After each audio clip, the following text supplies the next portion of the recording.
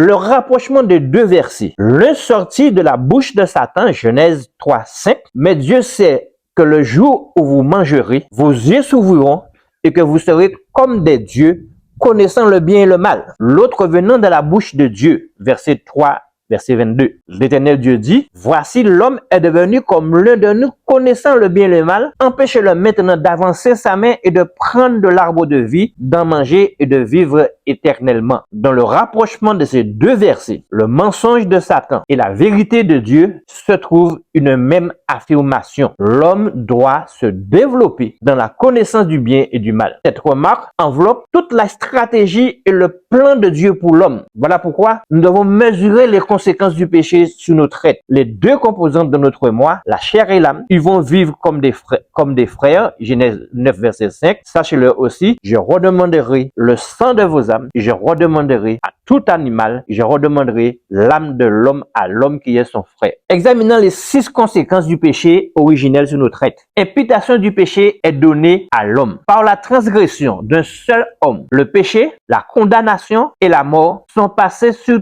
tous les hommes, parce que tous ont péché dans le péché génétique d'Adam. Corruption de la postérité. La descendance d'Adam a hérité de sa nature pécheresse, la perversité de la pensée, et l'homme se rend disponible en volonté et en conscience à être inimitié contre Dieu, préférant le mal au bien. L'universalité du péché. D'abord, l'homme a une hérédité qui le conduit à pécher naturellement, et maintenant c'est notre être tout entier qui est contaminé par le mal.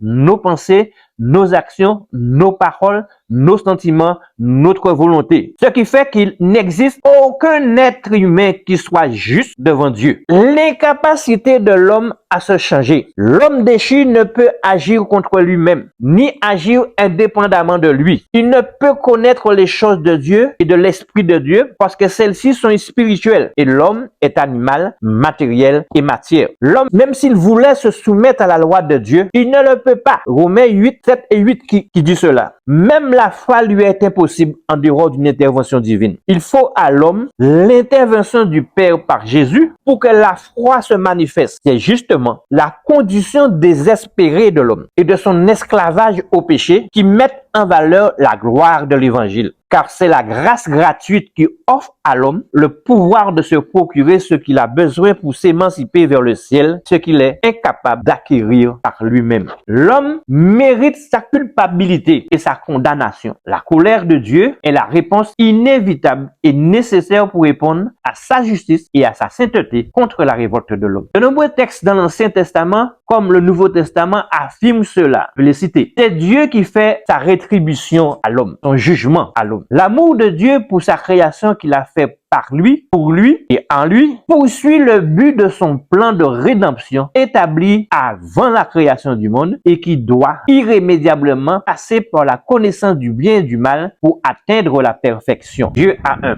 plan et une méthode pédagogique pour conduire et discipliner le croyant. 1. Conduire l'homme à la connaissance du bien et du mal. 2. Mettre en valeur les dégâts de valeur du mal par le don de la loi. 3. Limiter les ravages du mal par le don de la foi. 4. Faire son jugement et sa colère pour stopper le péché. 5. Montrer l'harmonie du bien par la mise en place de son royaume terrestre, le millénium. 6. Mettre fin à toute transgression en mettant à l'arrêt définitif des actions de Satan.